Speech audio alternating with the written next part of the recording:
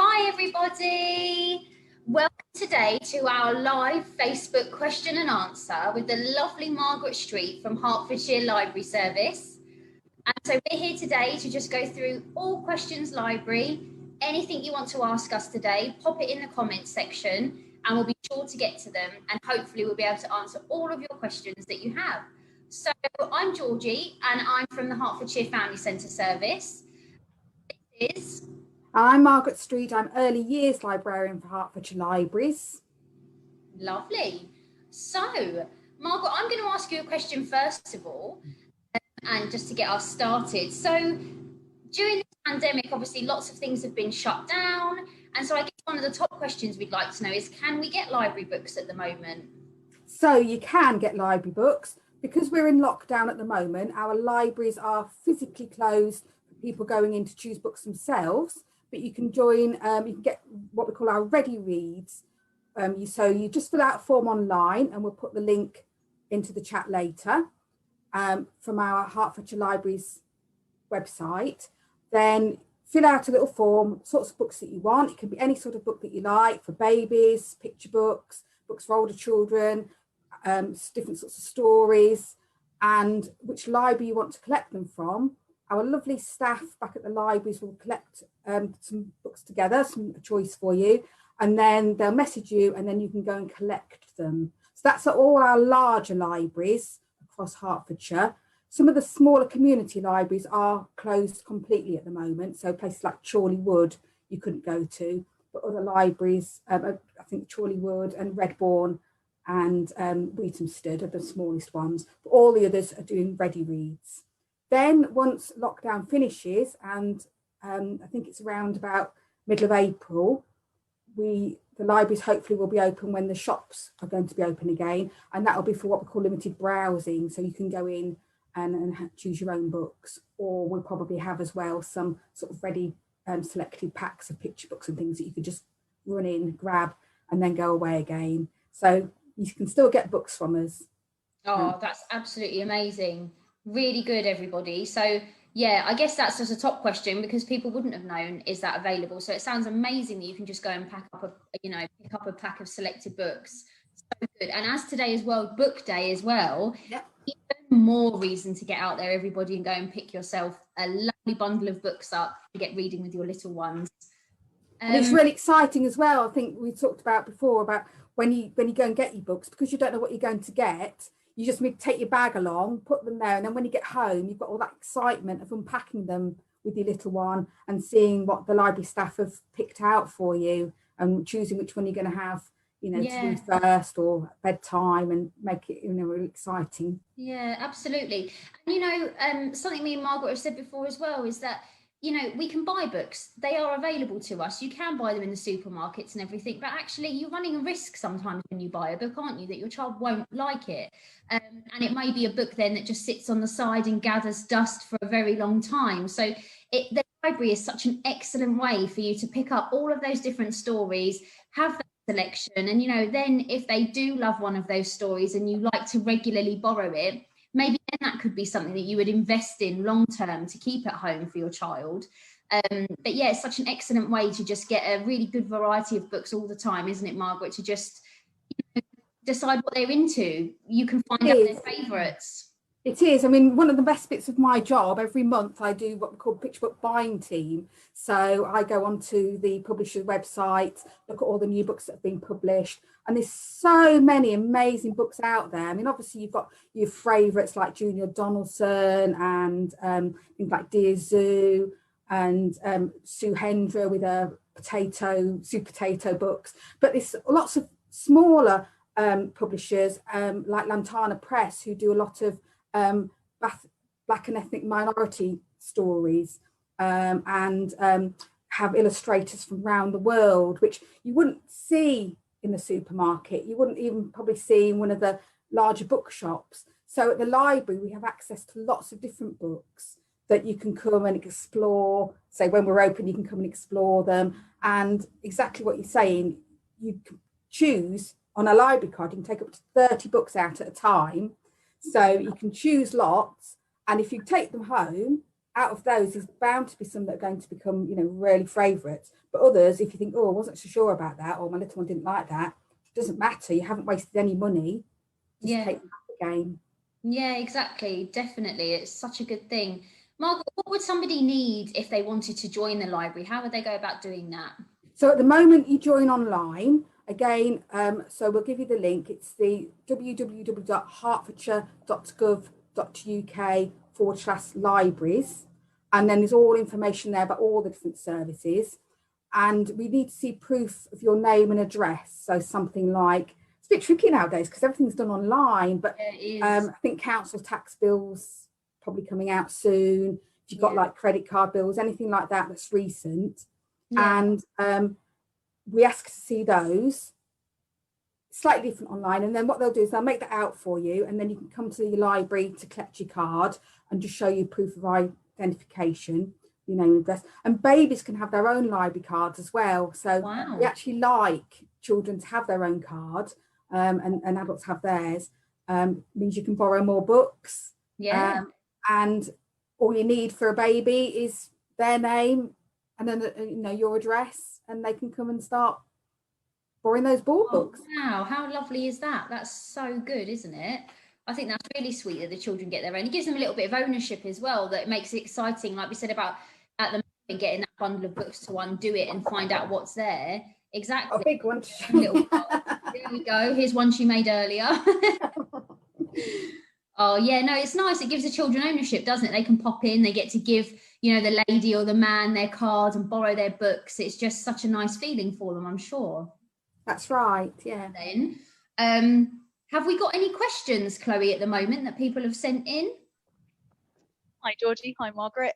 Yes, we've had a couple of questions coming in. Lovely. So the first one we've got is, I have a newborn baby. Should I still be sharing books with them? Really good question. That's a really, really good question. The short answer is yes. Definitely. Really, really important to share stories with your babies from the moment they're born. I've actually got a little book here that I can show you. So this is a black and white book, and it comes from the Bookstart Trust. So ordinarily, when you first have your baby and you get a visit from your health visitor or midwife, they should be able to give you one of these. Here we are, Margaret, showing you a little bag here. Yeah, you should get a yellow bag. Usually, hopefully, it's slightly different now with lockdown at the moment, but usually by your 6-week check, the health visitors would give you a little Bookstart bag and one of those little black and white books to help you share books with your baby. So do ask your health visitor. Yes, definitely do. So these little black and white books will come in, and I'll open it out just for you to see. So it's literally got just shapes and pictures all on there for your little one to look at. Now, why black and white? Why not colours? That children love colours. Well, actually, a fun fact for you is your baby can only see in black and white when they're born.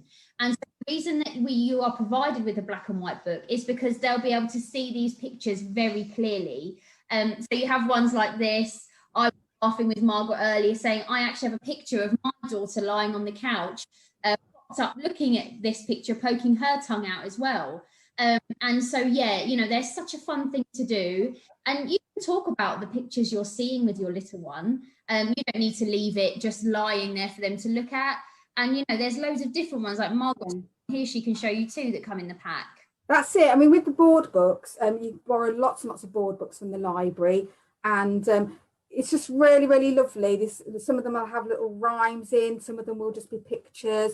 And all the time that you could look with your baby and you just look at the pictures together, read the story, or make up your own story if you want. You don't have to read that one, and just talk about them. Your baby is just absorbing what you're saying, and it's really, really helping them with their sort of like brain development and their language development, and also that comforting feeling of being held close by somebody. And the great thing about the board books is it can be shared, anybody in the family can share books with the baby. Even if they've got like younger brothers and sisters, they can sit together and look at the pictures, which is really, really nice.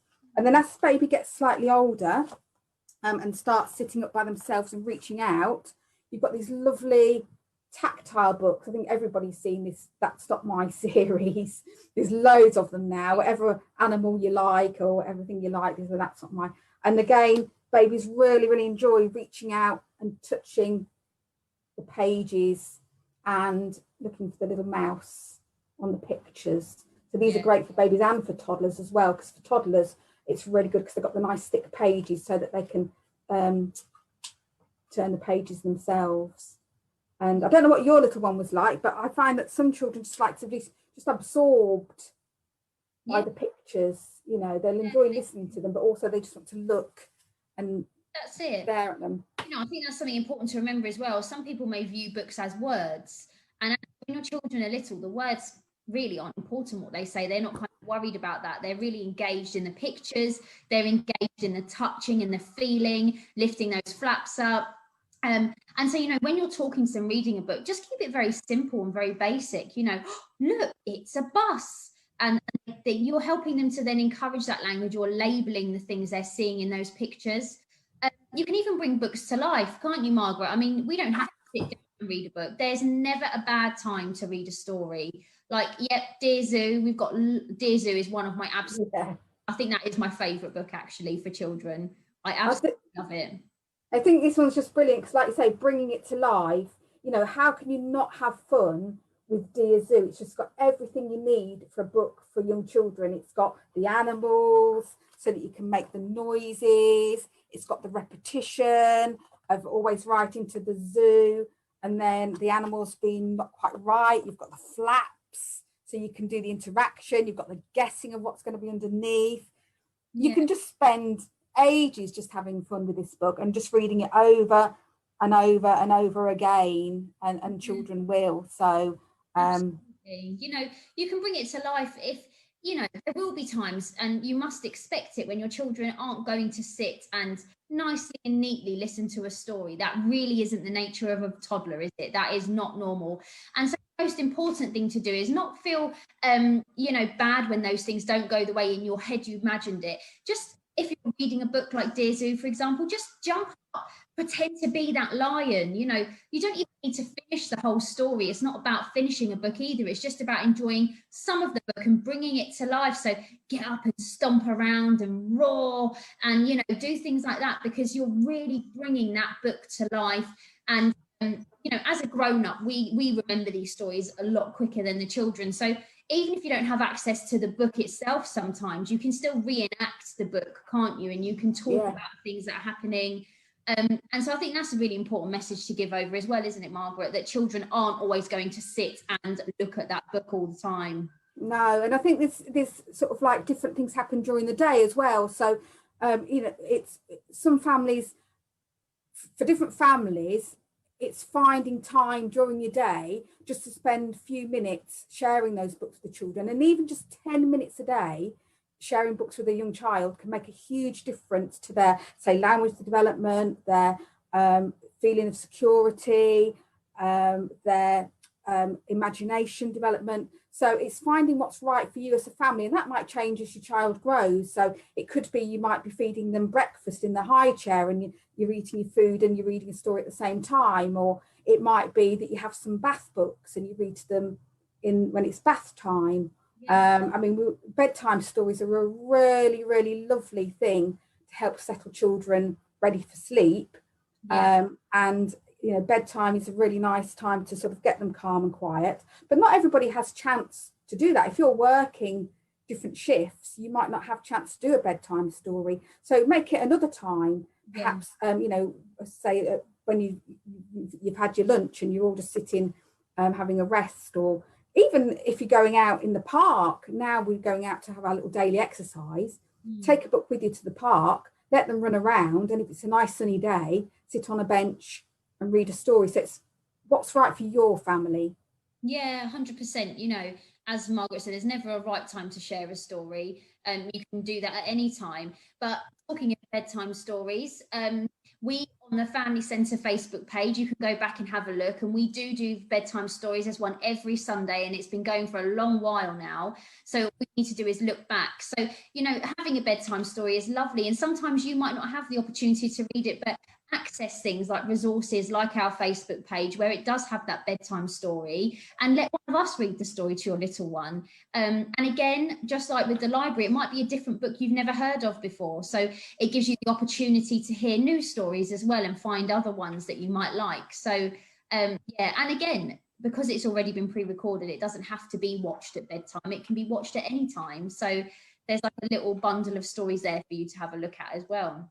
Yes, I've been watching some of your stories and online, and they're really lovely. And lots of our libraries are doing story time online as well. So if you go onto the Hertfordshire Libraries Facebook page, or go onto your local library, not every single library is doing them, but again, in the link at the end of the session, we'll put a link in so that you can see which library Facebook pages are having stories.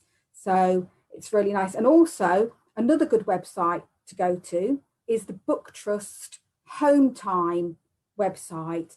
And there you've got real live authors and illustrators, not just for picture books, but for older children's books as well, and teenage books, talking about the stories, reading them, and some really good draw-alongs. So if you've got a creative child at home that loves drawing, then that's another site to look at, and you can watch how the illustrators do the pictures, which is fascinating.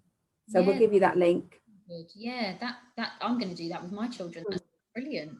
I love it. Great for home learning. I mean, I know they're all going back to school next week, but because we're all home learning at home, it's a really good place to have a look and get some ideas. And I think there's downloadable activities, all sorts. So we'll put that link, Book Trust, UK, in the chat.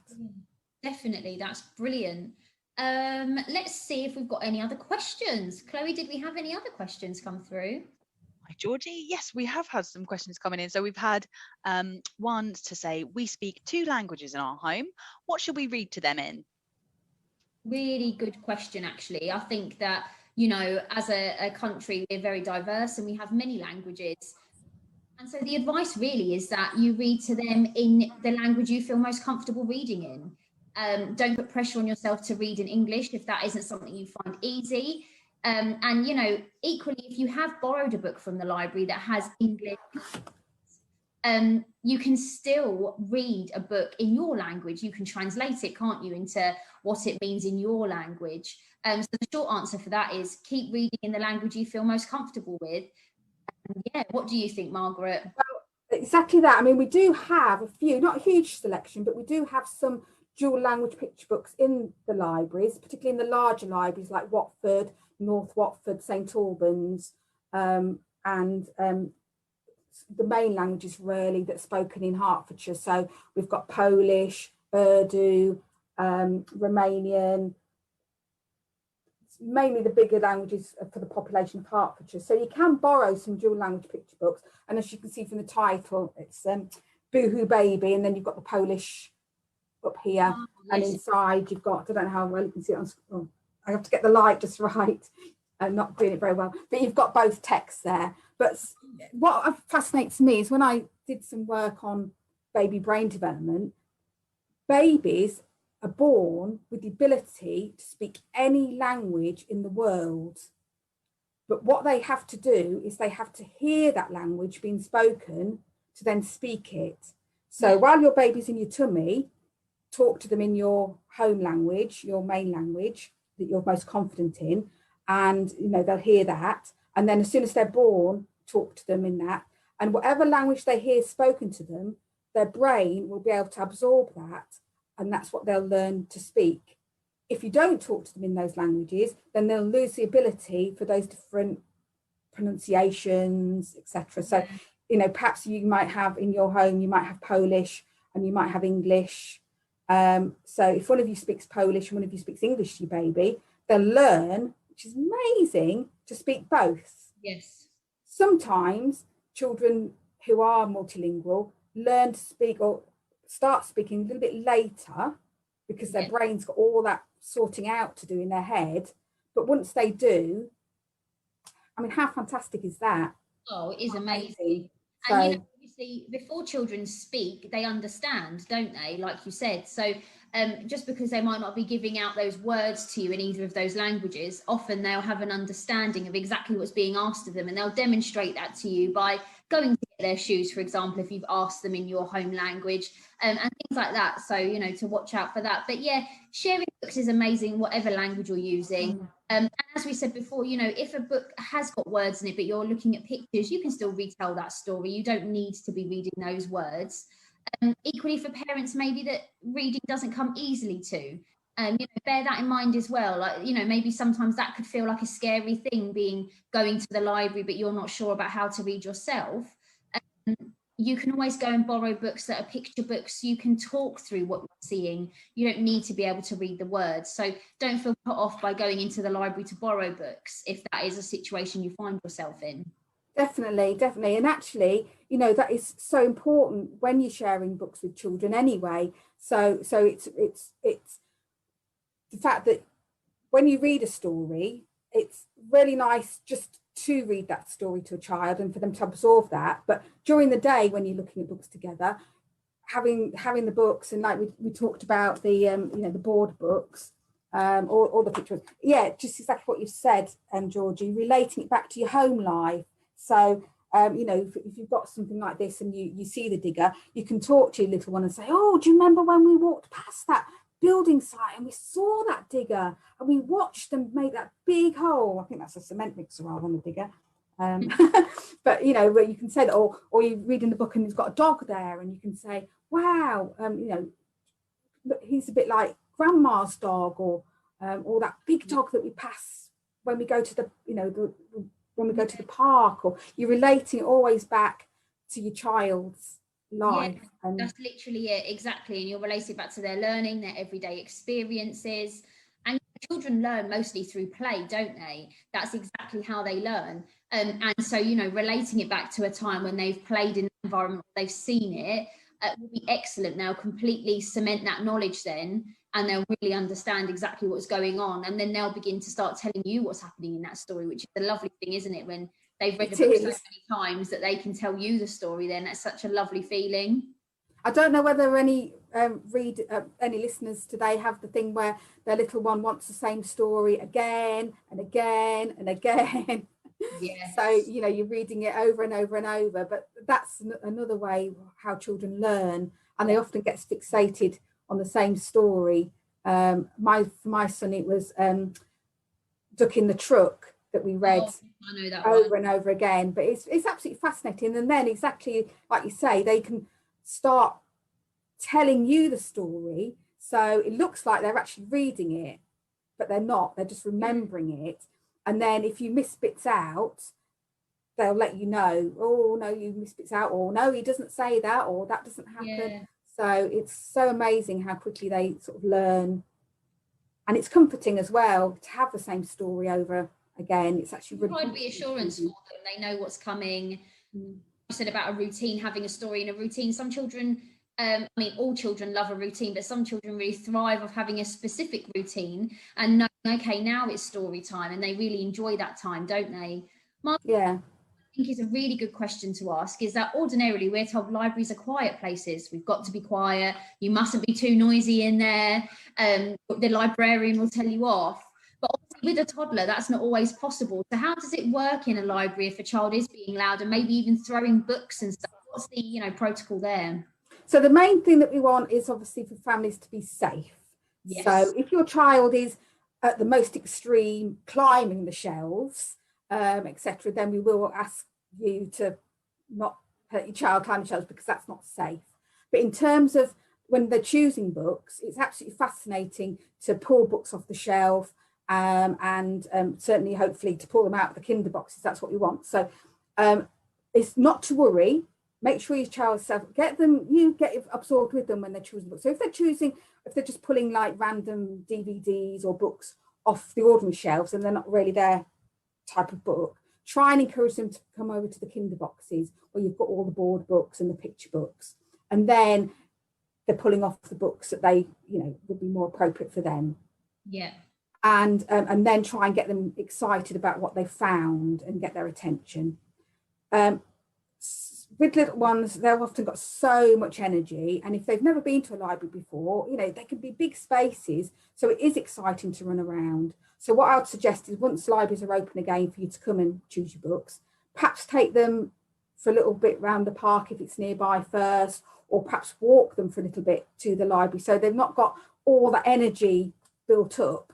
They're just ready when you go in to sort of like want to have a little sit down and have a look. But in terms of, library staff know we'll start putting books back on the shelf. We have the little ones who will have a tantrum because, they want to take a book home, and you might sort of say, no, you can't have that one. But for that, I'd say you've got 30 spaces on your ticket. Take it home, even if it's not the right book for them, even if it's an older picture book, an older storybook. Just if they want it, just take it home, and then you bring it back next time, because it doesn't matter what you've borrowed. Some children really, really like choosing books that they've already got at home. So again, avoid the tantrums by taking that one and then having it when you get home. And if anybody who's been to one of our rhyme time sessions that we used to have so busy prior to lockdown, they would know that libraries aren't those sort of quiet spaces. So the main thing really is just making sure that you keep your children safe. Yeah, come in and enjoy yourself. Noise, isn't it, with little ones? We definitely know that it's not possible for them to be quiet. Gosh, us as adults find it hard to be quiet for too long. Yes, yeah. And we want you to be excited. We want you to sit down on one of our sofas and read a story to each other. We want you to be exclaiming over what you found, or making choices. So we don't want it to be perfectly quiet. And the other thing that's parents do worry about using the library is obviously little ones have got to learn how to handle a book, and it can be quite easy, because toddlers have got those chunky hands. When they're turning a page, it might accidentally get ripped, or for babies, everything goes in the mouth. So we know that at the library, and we don't worry if books are, chewed or whatever. We will replace them with new ones.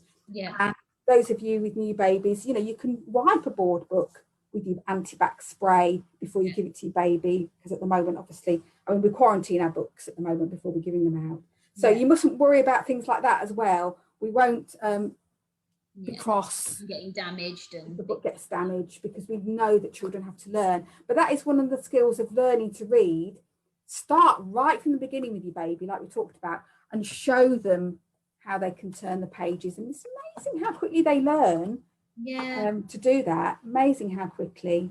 Yeah, definitely. Yeah, it's all a skill to learn. But general messages, isn't it, Margaret? Whether they're newborn, right for the rest of their life, it's just such a lovely experience to share books with your children, for you to read books to them, and then for when they're able, for them to read back to you. It's just such a valuable experience, and it all feeds into all of that communication development as well, and cementing all of the things that they're learning about around their world and things that are happening in their life.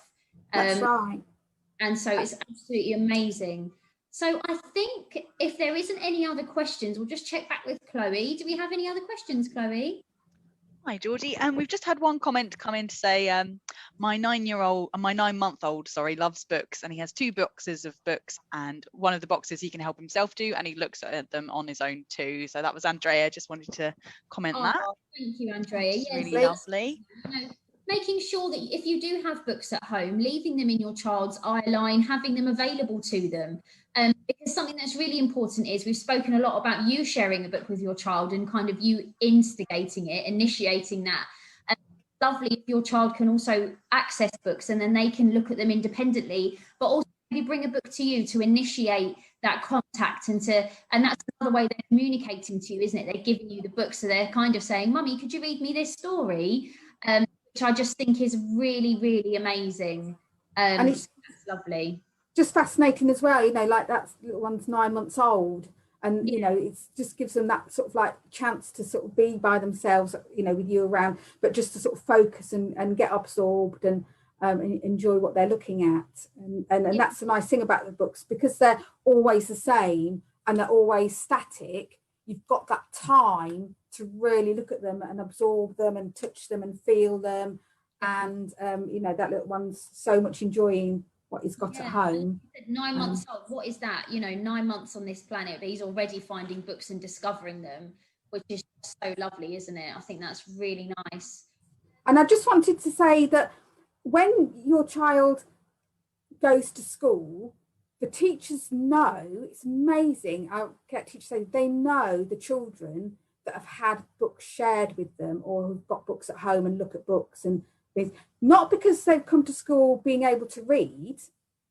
They haven't. I mean, some children will pick up reading, but they just know those children who've had that experience because they know how to turn the pages of a book. They know what pleasure a book can bring. They're excited because they want to learn to read so that they can read those books themselves. Yeah. So it's just a lovely way to really help your child's development, really, as well as having lots of fun together. And what I'd also say is don't stop. Once your child goes to school and learns to read, you've obviously got their reading books that they'll bring from school that you can help them with, and they'll be reading those, but still keep on reading, you know, perhaps favorite picture books or, you know, picture books together, and maybe some sort of slightly older stories for them. So you can start reading sort of a chapter a night, maybe at bedtime, or a chapter a day of a slightly longer book. So that's got them excited because they want to learn to read, so that then they can listen to that, or, you know, have access to those books. So that's the thing to remember. Don't ever stop until your child is old enough and wants to say, I don't want a story time anymore. Yeah. Just keep going, keep going. I completely agree. Chloe, is there any other questions for us? Yep, we've just had one in from Charles as well. He's asked, if a child is restless, would a cuddly toy or playing toy help? Do you mean, I assume you mean accessing the library, Charles? Yeah, I would agree. You know, having something familiar with you, maybe when you do go to the library, if they are feeling a bit restless, or actually you could mean when you're sharing a story. Yes, when you're sharing a story together at home, sometimes having something familiar with you, giving them something to settle them down, often does help a child, doesn't it? And children usually make attachment to objects at different times. They might have a favourite teddy, or like you've said, a favourite car. There's anything wrong with having those objects with you. If it provides them that feeling of safeness and security, then absolutely, you know, whatever it takes to make them feel secure and happy during their time and reading and visiting different places, definitely. And it's amazing how much children actually listen. If you've got a book, if as long as you turn the television off, or you've not got any screens around to distract them, they can be playing with their toys on the floor and still listening to you. So I think that's what, you know, if you want to just sit and just read something out loud, it would be amazing how much they're listening to you and they're absorbing that. Obviously, if they're really absorbed with what they're playing, you don't necessarily want to distract them. They're quite enjoying doing that. But sometimes, you know, they don't, like you say, always want to sit on that sofa. Sometimes they will want to sit on the sofa with their cuddly toy or their comfort blanket and cuddle up. Other times they won't. But, you know, it's whatever suits your child at the time. Yeah. Definitely. Brilliant. Right. Well, I think we've covered a lot of subjects today, haven't we? And we've definitely talked through a lot of things, all library and communication and development, which is absolutely amazing. So thank you so much for joining us today, everybody. It's been really lovely doing this with you, Margaret. Thank you for coming along. Thank you. Thanks for inviting me. It's been really, really lovely. And we hope you've really got a lot from it. And better look out for those links that will be posted after this video has ended, or this live has ended, to access all of the wonderful things Margaret's told us about. And obviously this video is saved as well onto our page. So if you want to flick back and watch, if there was something you missed, if you've just joined us, then please do that. I'll be on our page forevermore. Yeah. So we look forward to welcoming everybody back into libraries as soon as we can physically open again. But please do order your ready read packs, you know, for yourself and for your children online. Please do. We've got lots of books in the library that we desperately want to get out to people's houses so that you can enjoy them. Absolutely.